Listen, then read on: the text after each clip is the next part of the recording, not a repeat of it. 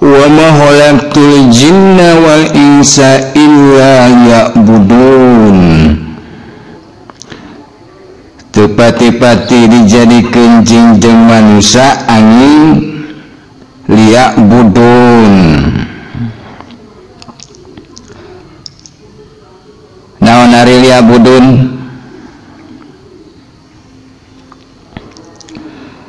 Upami numutkeun katerangan ti Tuan Syekh Abdul Qadir Al-Jailani, di antara makna nu dikandung ku kecap liya'budun kahiji bimakna ae liya'rifuni, nyaeta pikeun mengenal ka Gusti Allah. Sabab paman lam ya'rifhu kaifa ta'budhu, rekumaha ngabdi ka Allah mun urang teu kenal ka Allah.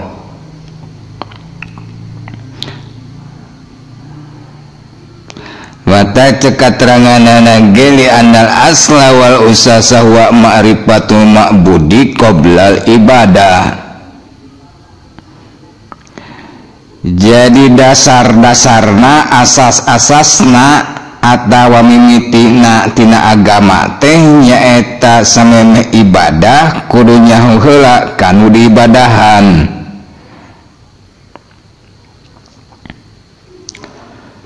Di antara jalan pikeun ma'rifatul ma'budi nyaeta pikeun mengenal ka Gusti Allah kadat nu diibadahan. Di antarana nyaeta kahiji kudu nganyahokeun kana naon anu pangawalna dijadikeun. Kadua kudu nganyahokeun kana asal mula kajadian diri urang salaku manusia. Geunaan naon nu pangawal-awalna dijadikeun ku pangeran nu masyhur di kalangan para alim ulama. Di antarana nyaeta aya hadis Jabir.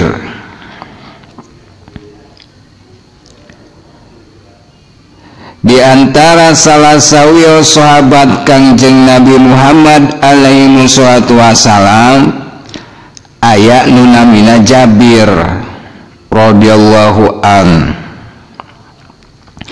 Anjeunna kantos tumaros ka Kangjeng Rasul, ya Rasulullah, naon pang awal-awalna dijadikeun ku pangeran samemeh ngajadikeun sadaya perkara nu ayeuna aya.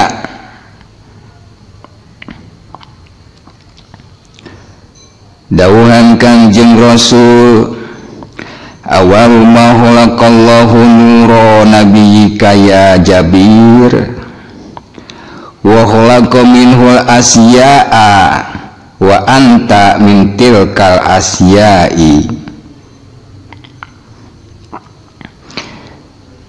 Jabir, nupang awalna dijadikeun ku Gusti Allah teh nyaeta nur nabi anjeun. Tuluy Gusti Allah ngajadikeun tina eta nur sadaya perkara. Ta anjeun teh kaasup kana perkara nu dijadikeun tina eta nur. Jadi di zaman ajali nalika can aya nu dijadikeun ku pangeran, nalika can aya naon nu ku urang ayeuna disebut aya, can aya kolam, can aya kursi, can aya aras, can aya lauhil mahfuz, can aya surga, can aya neraka, can aya langit, can aya bumi, can aya malaikat, jin jeung manusia, can aya ruang jeung waktu. Pokona macan ayana naon disebut nage kuntu kanjan mahpian.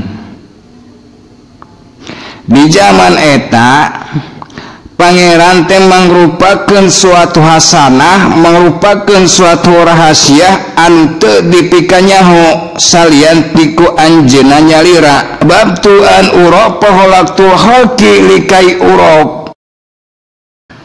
Uluy anjeunna menghendaki supaya anjeunna dikenal, mangka anjeunna ngajadikeun makhluk pikeun mengenal anjeunna kalawan anjeunna. Ta numpang awal-awalna dijadikeun teh nyaeta Nur Muhammad. Secara harfiah Muhammad teh hartina nu paling terpuji. Tamimiti aya puji teh tidinya puji qadim al hadis, laulaka ya Muhammad ma khalaqtu aflak. Mulain lantaran anjeun ya Muhammad kaula moal ngajadikeun sakabeh jajadian.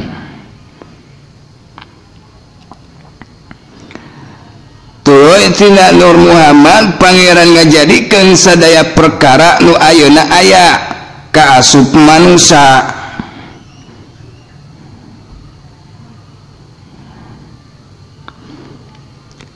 Ari Nur Muhammad dijadikeun anak tina naon? Min nurihi, tina nur anjeunna. Ku para ulama disebut jauhar awal. Jadi mun dirunut di awal mah mimitina tina jauhar awal. Ari jauhar awal teh nyaeta laisa kamislihi nurun, cahaya anu taya pikeun piconteunana, nyaeta cahaya tina gumulungna dat jeung sifat pangeran. Teu disebut nurullah da sabab di zaman eta mah can digumelarkeun asma, can aya nu nyaho asma, can aya nu nyaho sifat komo dat.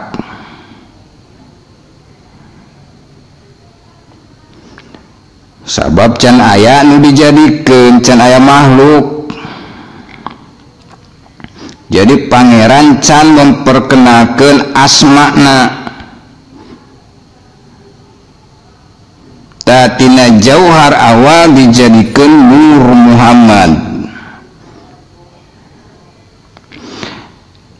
Ari Nur Muhammad teh hakikat namanya eta cahaya opat rupa. Cahaya beureum, cahaya koneng, cahaya bodas, jeung cahaya hideung. Tina cahaya beureum dijadikeun seuneu, tina cahaya koneng dijadikeun angin, tina cahaya bodas dijadikeun cai, jeung tina cahaya hideung dijadikeun taneuh. Ta tina saripati seuneu angin cai jeung taneuh tuluy dijadikeun jasad Adam. Ari Adam teh nyaeta manusia. Jadi hakikat jasad Adam teh naon? Nur Muhammad. Ari Nur Muhammad teh cahaya opat rupa. Ari hakikatna cahaya opat rupa naon?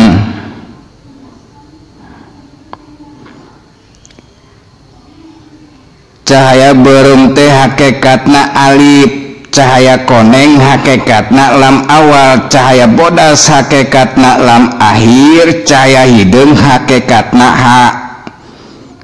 Jadi naon? Alif lam lam ha ditasjidan ku jauhar awal. Matak di mana disebut asma Allah, mangka sakabeh anu maujud kabaud kabeh. Sabab sakabeh nu maujud saperti langit bumi sawarga neraka jeung pangeusina jeung pangurusna dijadikeunana tidinya tina Nur Muhammad anu hakikatna cahaya opat perkara anu hakikatna alif lam lam ha.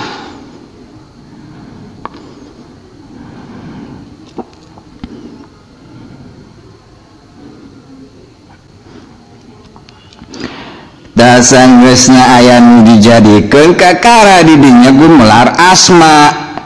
Innani anallaha la ilaha illa ana fa'budni. Saestuna kaula teh Allah, teu aya pangeran nu ngajadikeun salian ti kaula, mangka gerang Arab diaranjeun ka kaula. Da kitu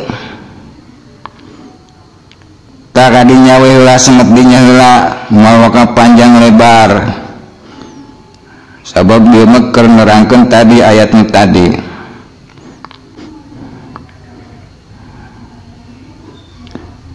Makna nu kadua nu terkandung dina liya'budun teh nyaeta bimakna ae liwahidahu, nyaeta pikeun tauhid ka anjeunna.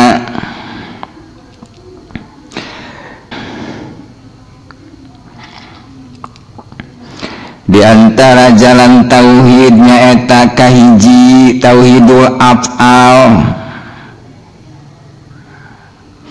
Ari apana Gusti Allah teh nyaeta kun payakun. Bukti af'alna Gusti Allah nyaeta mawujudna sakabeh alam jeung pangeusina kaasup ujang. Wallahu khalaqakum wa ma ta'malun. Jeung Gusti Allah nu ngajadikeun anjeun jeung naon nu diperbuat ku anjeun. Artina ujang jeung perbuatan ujang eta teh ciptaan Gusti Allah. Batur jeung perbuatan batur eta ge ciptaan Gusti Allah. Tak kusabab kitu, kusabab sadaya makhluk jeung diperbuatna eta diciptakeun ku Gusti Allah, mangka palbadinya ujang kudu bisa musyahadah. Artina di mana mandang ka diri ujang sorangan jeung kana naon nu diperbuat ku ujang, nu kudu timbul dina kasadaran ujang teh lain ujangna tapi nu ngajadikeunana. Nya kitu deui di mana mandang ka diri batur jeung naon nu diperbuat ku batur, mangka nu timbul dina kasadaran ujang teh lain satapa-tapa baturna tapi nu ngajadikeunana. Nya kitu oge mun mandang kana sakabeh kajadian nu aya di dunya, boh nu terjadi ka diri ujang sorangan, boh nu terjadi di luar diri ujang, mangka nu timbul dina kasadaran ujang teh lain satapa-tapa perkarana tapi di satukangan eta tembus kanu ngajadikeunana.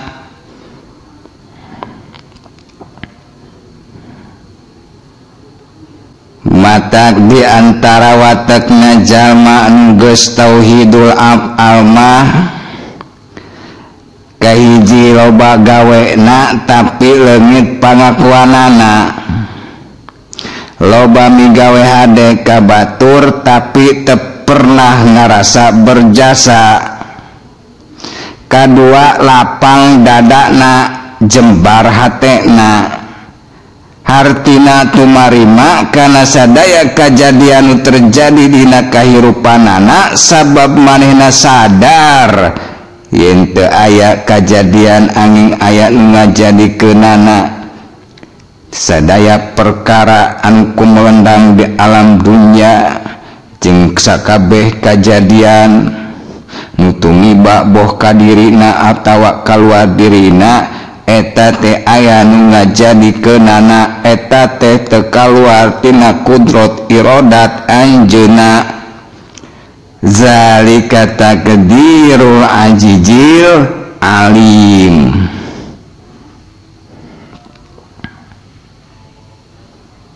Nu kadua tauhidul asma.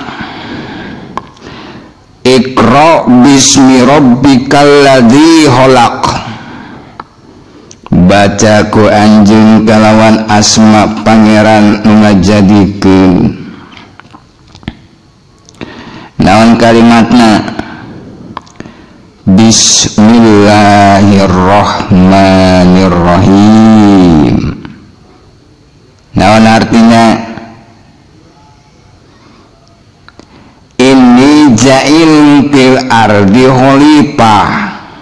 Anjeun dijadikeun ku pangeran. Sanggeusna dijadikeun tuluy digemularkeun ti alam lahut ka alam nasut, nyaeta sebagai khalifahna Gusti Allah. Anu tugasna wa ma arsalnaka ila rahmatan lil alamin, pikeun nyebarluaskeun rahmat ka sakabeh alam.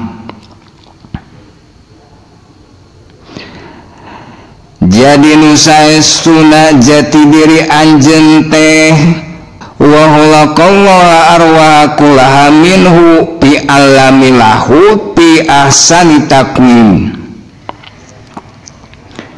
Anjeun teh ruh nu dijadikeun ku pangeran di alam lahut tina nur nu tadi nyaeta Nur Muhammad.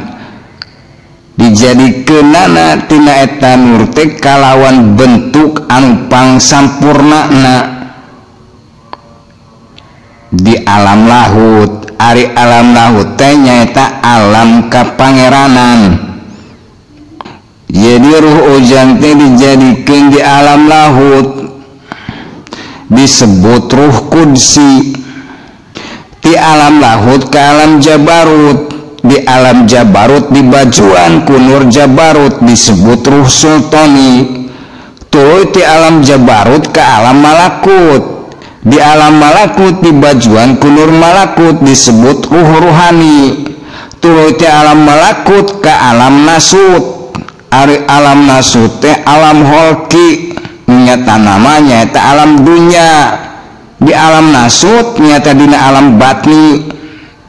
Alam batni teh alam kandungan, dina jero beuteung indung ujang dibajuan ku jasad disebut ruh jasmani.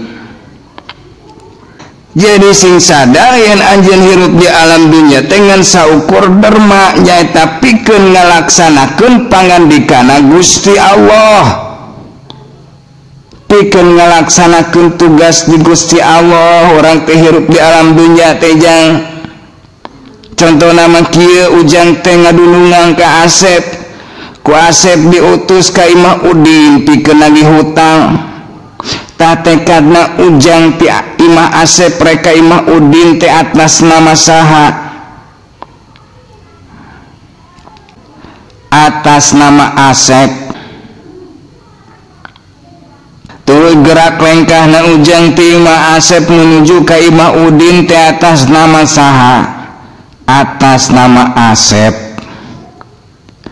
Munggeus nepi ka Imah Udin, ucapan ujang ka Udin teh atas nama saha? Atas nama Asep. Tak kitu.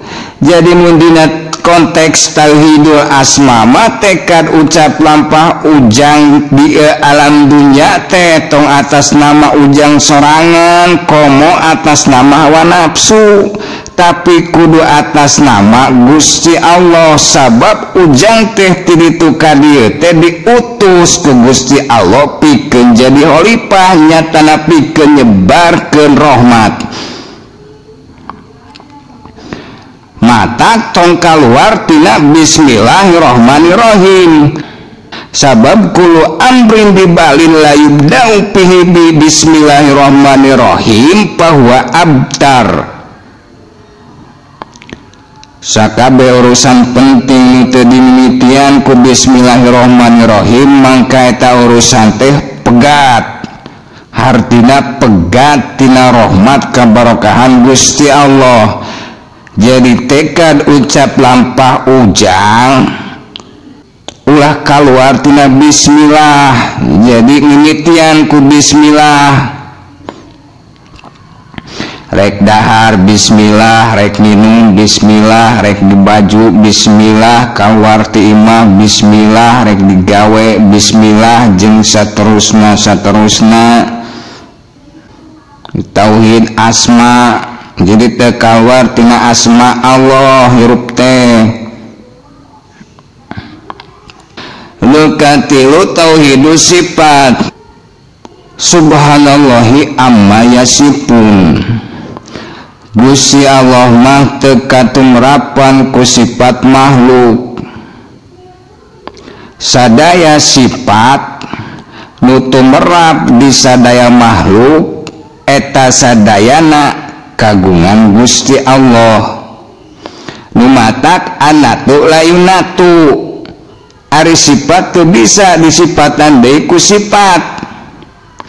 Contohna Islam teu bisa disifatan ku NU atawa disifatan ku Muhammadiyah atawa ku Persis atawa ku sejena.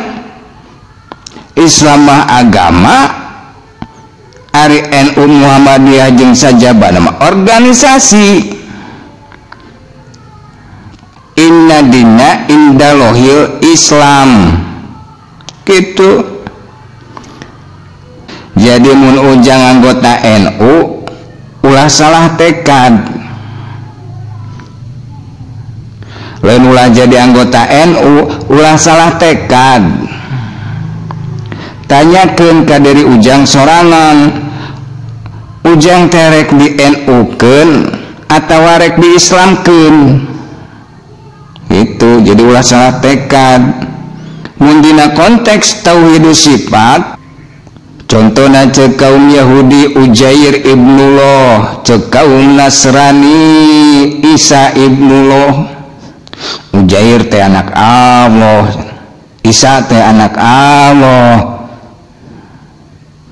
Nah eta teh geus nyipatan ka Gusti Allah ku sifat makhluk. Sabab nu anakan mah makhluk. Jadi bersihkeun pamadegan anjeun tina nyipatan ka Gusti Allah ku sifat makhluk.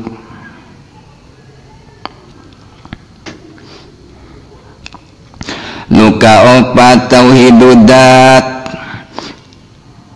nyaeta laisa kamislihi syai'un. Teu aya nu saperti Gusti Allah. Kusabab kitu mangka pala tadribu lilahil amsal, ulah nyapertikeun, ulah nyarupakeun, ulah ngamisalkeun, ulah nyontokeun ngeunaan zat Gusti Allah gitu. Sabab moal aya anu sarupa. Tamun geus kitu kakara makna anu salanjutna nyaeta ae liya buduni, nyaeta pikeun ngabdi ka Gusti Allah. Geunaan urusan ngabdi ka Gusti Allah aya nu disebut ibadah, aya nu disebut ubudiyah, jeung aya nu disebut ubudah. Nu kahiji ibadah. Ari nu dimaksud ibadah upami numutkeun katerangan ti Said Idrus bin Umar Al-Habsyi, at-ta'at bi fi'lil ma'murat wa tarkil manhiyat. Nyaeta taat ka Gusti Allah ku cara ngalaksanakeun sadaya parentahna jeung nyegah diri tina migawe sadaya laranganana. Jadi ibadah mah tahap pemulaan tina ngabdi ka Gusti Allah, makomna makom basiron. Jadi kalau lobaan jalma kaasup urang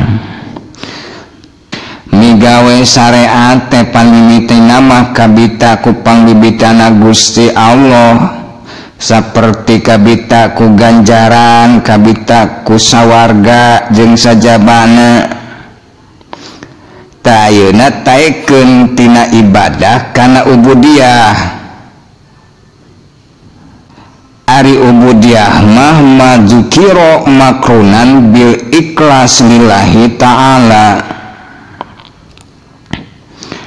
Ari tadi mah dina tahap permulaan, dina tahap awal pengabdian nu dibeberesna nyaeta syaratna jeung syariatna.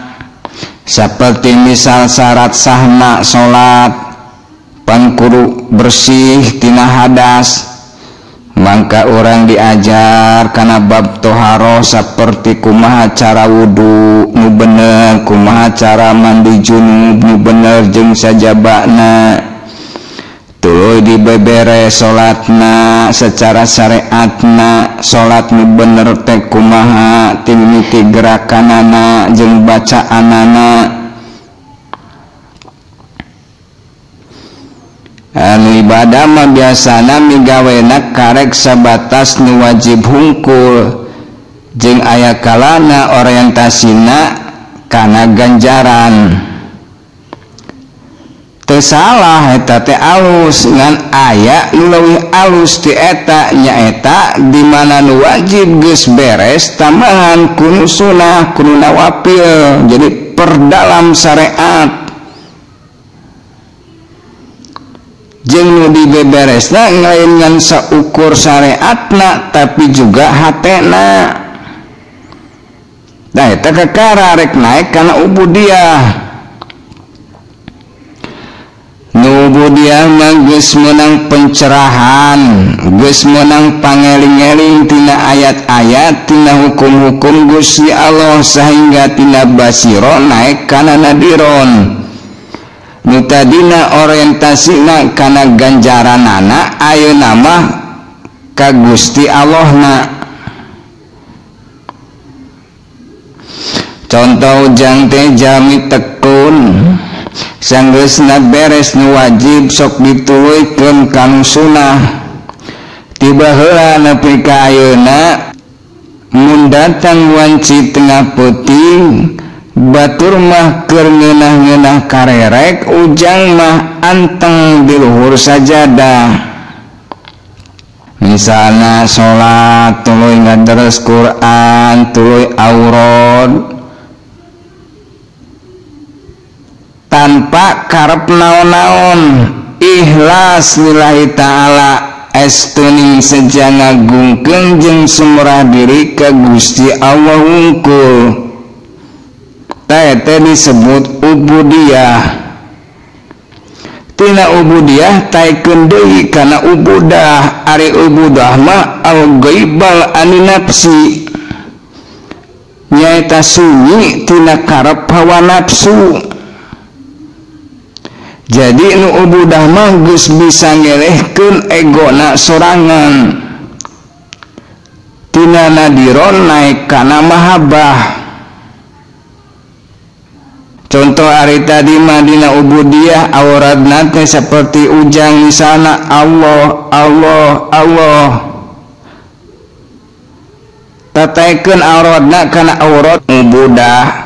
Ari dina ubudah ma auradna teh lain Allah Allah Allah, tapi ulah ulah ulah ulah ulah ulah kumaha nyatakeun dina gawena. Maksudna ulah-ulah teh mun eueuh ulah menta, mun dibere ulah nampik, mun aya leuwihna pikeunaan kanu menta atawa kanu butuheun, ulah disumput-sumput, ulah dikoretkeun gitu.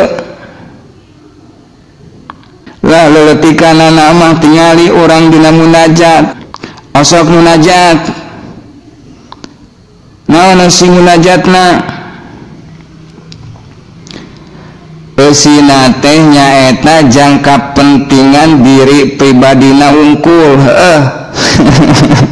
Sok pariksa eusina teh egois.